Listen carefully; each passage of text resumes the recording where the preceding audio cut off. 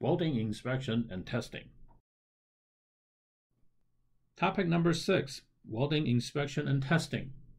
Minimum requirements for qualified welding inspector is an AWS CWI, American Welding Society Certified Welding Inspector. CWI must be monitored by the project inspector or PI. PI must verify AWS certification and endorsements. PI must verify NDT Level 2.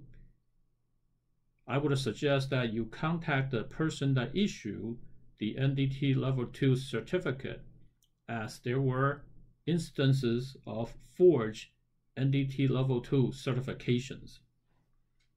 AWS CAWI or Certified Associate Welding Inspector is not acceptable to DSA projects. AWS Senior Certified Welding Inspector or SCWI is acceptable.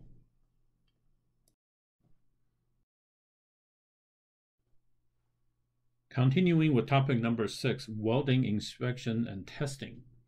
Welding Procedure Specification or WPS is required for all welds. WPS must be available where welding is taking place. PQR or Procedure Qualification Record is required when weld is not pre-qualified. Continuing with topic number 6, welding inspection and testing. The welding inspector shall identify all steel and verify conformance with DSA approved documents. Check the material, equipment, details of construction, welding procedure, as well as the welds. Make a systematic record of all welds. The record shall include identification marks of welders, list of defective welds, and manner of correction of defects. Prepare all welding special inspection reports in compliance with the requirements of DSA IR 17-12 Special Inspection Reporting Requirements. The goal of having a systematic record is to avoid any confusion or misinspection due to changes to CWI. Continuing with topic number 6, welding inspection and testing. Project inspector must provide oversight of the special inspection program. The project inspector must verify contractor has a quality control program per the requirements of AISC 303-16, Section 8.1. PI must also understand what requires special inspection, and the PI must confirm contractor is ready and that all required special inspection is scheduled in advance.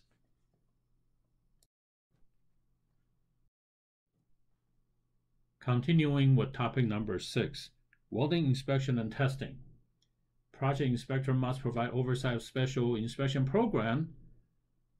In addition to what we discussed in the previous slide, the PI must verify welding inspectors comply with DSA IR 17-3 Structural Welding Inspection 2019 CPC, and verify that welding special inspection reports comply with DSA IR 17-12 Special Inspection Reporting Requirements.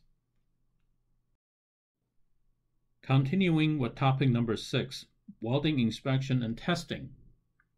This slide shows a typical moment frame connection for buildings designed before the Northridge earthquake. The beam column joint consisted of bolted web, complete joint penetration welded flanges, continuity plates between the beam flanges in the column, with no doubler plate on the column web.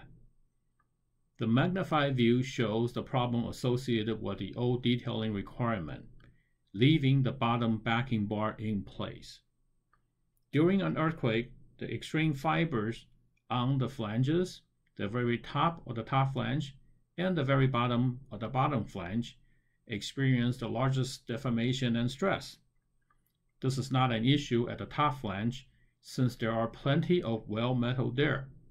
However, crack will develop at the very bottom of the bottom flange since very little weld is there because the beveling to resist the anticipated or actually experienced deformation, and stress. The video on the next slide will demonstrate this problem.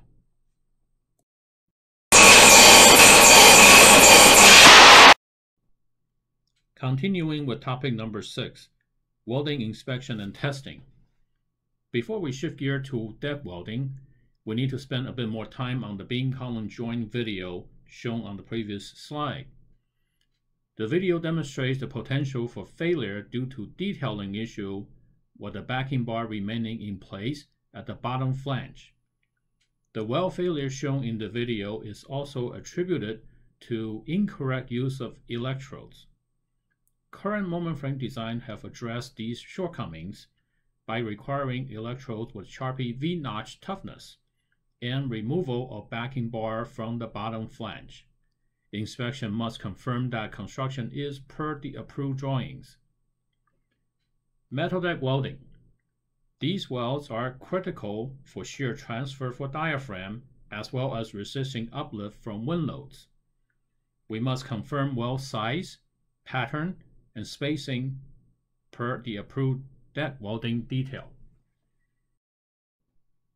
Continuing with topic number 6, welding inspection and testing.